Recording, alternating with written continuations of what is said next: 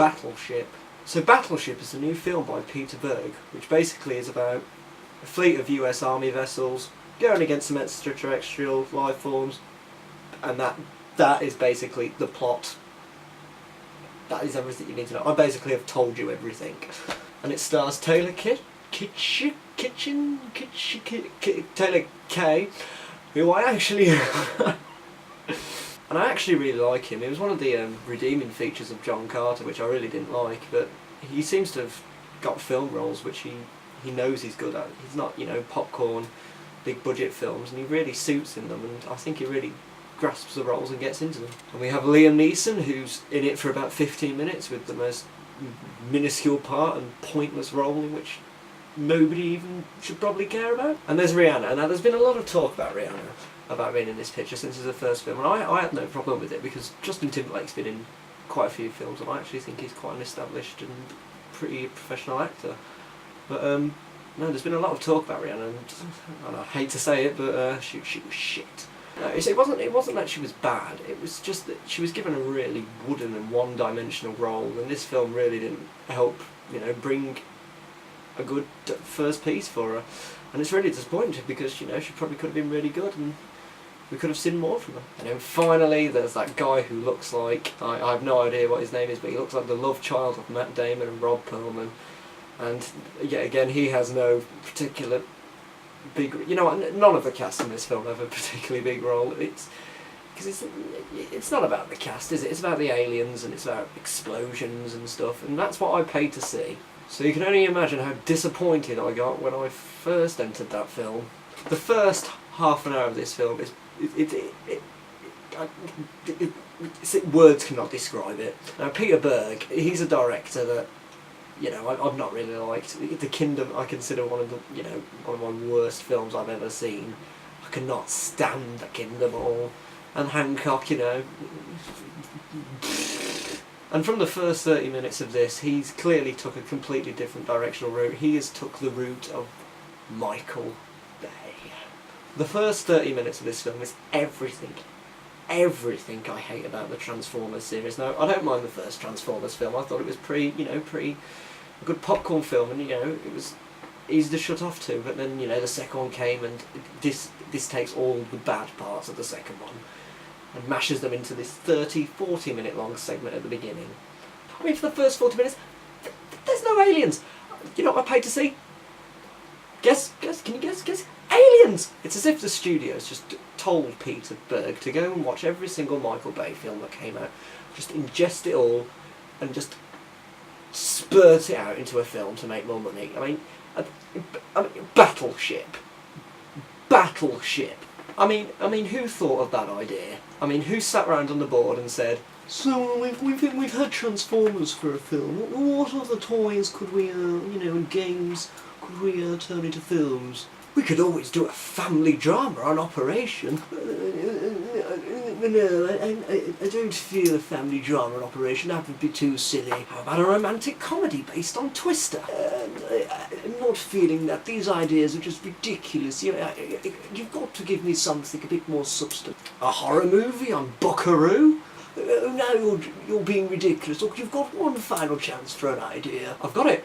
Why don't we take a board game which, uses ships and numbers to, and letters to decipher where the other player is, and we'll turn it into a 2.5 hour long film which everyone will see. My God, I think that you have it. I mean, it's ridiculous. And the first 30 minutes of this film is full of Michael Bay. I mean, you've got, what his signature moves are, which is, he womanises women. I mean, the first shot of a woman, and it's a news presenter. The camera's got a nice steady shot on the, just a steady news shot, and then it just zooms in like this. Breasts, big breasts. And at that point, it's Transformers. People could say, it's got a completely different name, but it's Transformers 4. And I mean, it couldn't possibly get any more Michael Bay than that. How far from the truth was I? After that, we get 30-40 minutes. It's a comedy. There's no aliens, and the whole film just plays out like a comedy. There's a scene in which he breaks into a local supermarket to steal a chicken burrito, and the Pink Panther scene plays on as he breaks in. it's just ridiculous. And then for the next 30 minutes we just get comical set pieces and gags, and there's not even room to build the characters, because the director's like, he's like, oh, we've got to get all this, boring character development out of the way. You know what, let's just turn it into a comedy and make it comical. The audience are like that. The audience want that. No, what we want to care for these characters. It doesn't make a thrilling action film for the rest of the film if we don't care about the characters. It's like the director had no directorial control of his own. I mean, there's a shot early on when a building collapses, and it's a direct shot from Armageddon, which another Michael Bay film. And then you've got the crane shots. You've got the focusing on the U.S. Army. There's racism, from Transformers 2. There's patriotism, which I've got no wrong with it, but when it's shoved down your face, it does get a little bit tedious. You've got the sun all in the background illuminating the characters. Ooh, we should care about them. Ooh, you know what, no, nobody gives a shit. And then the first set piece kicks in, the first initial invasion. I was like, yeah, you know what, this is getting somewhat interesting. I don't know if it's because my mind was just melted out of my ears from the beginning, but it was starting to get a little bit more interesting, and I was starting to enjoy it. And then it was just the same thing over and over and over again, and I wanted to grab a gun and I just wanted to place it right here and just pull and end it. I just end it, no. The rest of the film is just glorifying war. There are cheesy lines left, right, from centre, and it's absolutely ridiculous. And out of all the cheesy lines, nobody even came close to saying, "You sunk my battleship." With all the cheesy lines in there, like, "I'm gonna come for you, motherfucker." You would have thought somebody would have, just shoved in a little iconic line, that would have been funny-ish. No, it just turns into, the Michael Bay mindless violence, and it's just, the director's, he doesn't know where he's going with the action, you can't tell what's going on. And the plot holes, oh my god, there are so many plot holes. I mean, it's the scene that you've all seen from the trailer, where the yo-yo things get shot into the sky out of the alien vessel, and they start going round onto the ground and destroying things. Then one of them goes to a baseball match, and there's this little kid is there, and the alien's scanning him and decides he's not a threat, he doesn't want to kill the little kid, which is fine, I understand. Then this bloody alien yo-yo thing decides it's a great idea to destroy a highway, which there could have been several little children on, so why save that one little child if you're just going to destroy a highway where you could kill several? It makes no sense, but it just makes it's just mindless. And I don't even mind mindless films. I mean, I enjoy quite a few. There's ones that work quite well, but this was just, I could literally feel the cells in my brain dying out one by one. They were like little tss, tss. This was a terrible movie, and I mean, I understand that some people like the Transformers movies, and if you love the Transformers, you will love Battleship. I'm not going to say that you won't, because you will.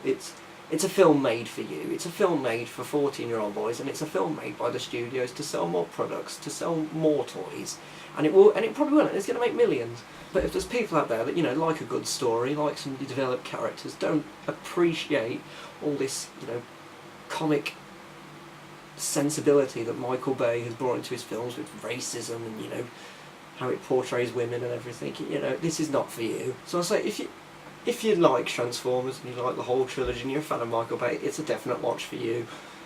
And I'm not saying your opinion's wrong. I'm just saying for me, I need stuff with a bit more depth. And I didn't expect it from Battleship. I expected something somewhat entertaining, some characters that I might care about, or a plot that might be semi-interesting. Something I just need a little bit of something to get my teeth into. But overall, I'm going to give Battleship 1 out of 5 stars. It has, a semi-interesting first initial contact action scene. When it kicks off, it's actually interesting. But that's because the first 40 minutes is just filled with so much drab, dry content that you're glad something's finally happening. Now, I hope you like my review of Battleship, and if you want to see more, just click subscribe. And I'll be doing more reviews. I think the next one coming up is American Reunion on Tuesday. So if you want to see that, click subscribe and you'll be the first to know. Hit it!